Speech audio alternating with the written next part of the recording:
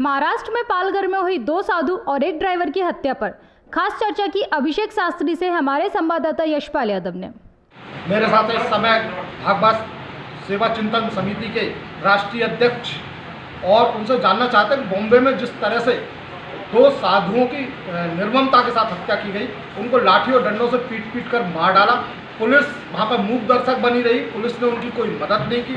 इससे जो है साधु संत समाज में और जो लोग हिंदू हितों की चिंता करने वाले लोग हैं उनके मनों में क्या ख्याल आते हैं? गहरी मैं अभिषेक कृष्ण शास्त्री भागवत चिंतन सेवा मिशन राष्ट्रीय अध्यक्ष। गहरी वेदना है हृदय में। हमारे जूना अखाड़े के आदरणीय कल्पवृक्ष गिरी और हमारे आदरणीय श्री सुशील गिरी जी, जिनकी 300 लोगों के द्वारा निर्मम हत्या की गई, मैं कुछ प्रश्न अपनी ओर से रखना चाहता हूँ। सर्वप्रथम तो उस प्रशासन के विषय में कि जो प्रशासक वहाँ उपस्थित थे, जो प्रशासन के अधिकारी उपस्थित थे, वो मूक दर्शक बने रहे। दूसरी बात यह है कि हमारे संत अपने आश्रम आ रहे थे।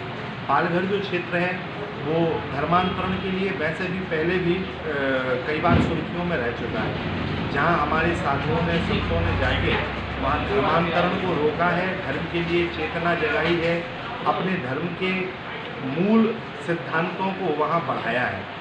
पूरा क्षेत्र आदिवासी क्षेत्र है और मुस्लिम कम्युनिटी का क्षेत्र है, वहाँ संत लोग कार्य कर रहे थे। उनको बच्चा चोर कहना, आप विचार करिए कैसी स्वतंत्रता है इस देश में, जहाँ एक संत संपूर्ण राष्ट्र का होता है। संत किसी मजहब का नहीं होता, किसी जाति का नहीं होता, किसी समुदाय का नहीं होता। संत संपूर्ण राष्ट्र का होता है। अपनी संस्कृति के लिए, अपने संस्कारों की रक्षा के लिए वह कार्य करता है।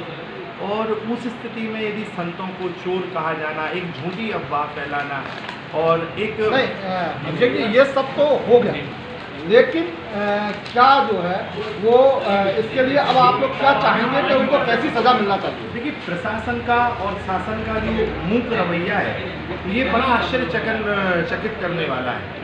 न्यूज़ खबरों में भी उसको कोई बहुत ज़्यादा तवज्जो नहीं दी गई। माननीय उद्धव ठाकरे जी की ओर से भी संवेदनाएं नहीं है। उनका हृदय भी वेदना से, ग्लानि से भरा होना चाहिए था। उनके प्रदेश में ऐसा कार्य हो रहा है तो एक हिंदू हित के लिए, अथवा हम तो कह रहे हैं सनातन संस्कृति की रक्षा के लिए प्रशासन से हमारी मांग है कि जिन लोगों ने भी यह दुष्कृत्य किया है, संतों की निर्मम हत्या की, उन्हें कम से कम फांसी दी जाए।